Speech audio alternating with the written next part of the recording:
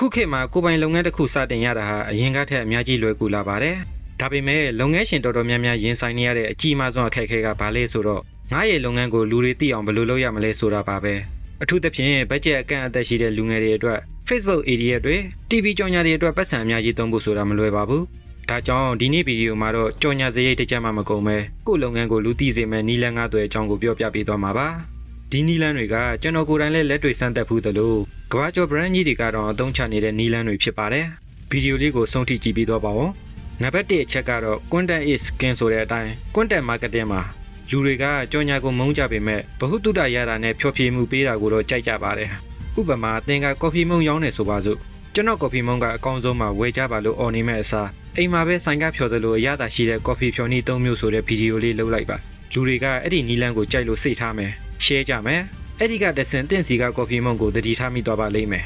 ရောင်းဖို့ပဲအာရုံမစိုက်ပါနဲ့ကိုဖောက်တယ်ဖြစ်လာမဲ့သူတွေကိုဘဲလူတစ်ခုခုအရင်ပေးပါ TikTok နဲ့ Reel တွေဟာအခုချိန်မှာအခမဲ့ organic Reel အများဆုံးရတဲ့နေရာတွေမို့ဒါကိုအမိရစုပ်ကင်ထားဖို့လိုပါတယ်ဒုတိယအချက်ကတော့ community building မှာ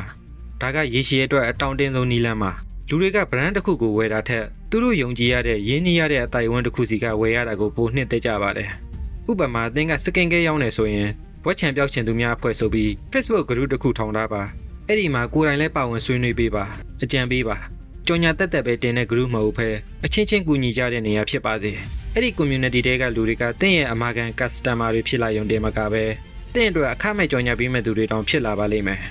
တတိယချက်ကတော့ personal branding မှာ people by from people not from business ဆိုတဲ့စကားရှိပါတယ်လူတွေက logo တစ်ခုထက်လူတစ်ယောက်ကိုပို့ပြီးယုံကြည်ကြပါတယ်ဒါကြောင့်လုပ်ငန်းတောင်းကွယ်ကပိုင်ရှင်ဟာဘယ်သူလဲဘယ်လိုစူးစမ်းခဲ့ရလဲဘယ်လိုစိတ်ကူးစိတ်သန်းတွေရှိလဲဆိုတာချပြပါကိုယ့်ရဲ့နေ့စဉ်ဖြတ်သန်းမှုတွေကိုချပြပါ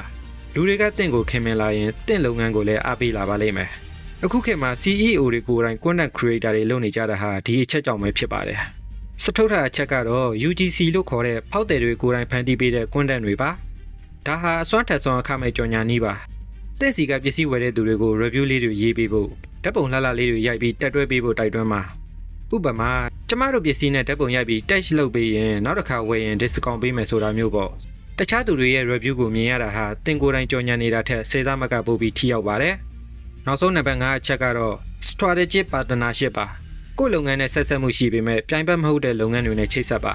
ဥပမာသင်ကမုတ်လုပ်ငန်းတစ်ခုလုပ်တယ်ဆိုရင်ကော်ဖီဆိုင်တစ်ဆိုင်နဲ့မိတ်ဖက်လုပ်ပါသူတို့ဆိုင်မှာသင်မုံကိုနမူနာကျွေးခိုင်းတာမျိုးဒါမှမဟုတ် social media ပေါ်မှာတယောက်ကိုတယောက် mention ခေါ်ပြီးမိတ်ဆက်ပေးတာမျိုးလုပ်လို့ရပါတယ်ဒါဟာနှစ်ဦးနှစ်ဖက်လုံးအတွက်အခမဲ့ကြော်ညာတင်ရုံသာမကပဲ customer အသစ်တွေစီကိုအများဆုံးရောက်ရှိနိုင်တဲ့နည်းလမ်းကောင်းတစ်ခုပါအခုပြောပြသွားတဲ့နည်းလမ်း၅သွယ်ကိုပြန်ခြုံငုံကြည့်မယ်ဆိုရင်နံပါတ်1 content marketing အသုံးချပါနံပါတ်2 community တည်ဆောက်ပါနံပါတ်3 personal brand နဲ့တည်ဆောက်ပါနံပါတ်4 UGC ကိုအသုံးချပါနံပါတ်5 partnership တွေရှာဖွေပါဒီနည်းလမ်းတွေဟာပတ်စံတစ်ချက်မှမကုန်ပေမဲ့အချိန်နဲ့စူးစမ်းအားထုတ်မှုတော့လိုအပ်ပါတယ်ဒါပေမဲ့ရလာမယ့်ရလက်ကတော့ခိုင်မာပြီးရေရှည်တည်တတ်မှာအသေးချပါပဲဒီဗီဒီယိုလေးကတငယ်ချင်းတို့အတွက်အကျိုးရှိမယ်လို့မျှော်လင့်ပါတယ်ဘယ်နည်းလမ်းကိုအကြိုက်ဆုံးလဲဆိုတာကွန်မန့်မှာရေးပေးသွားပါဦးနော်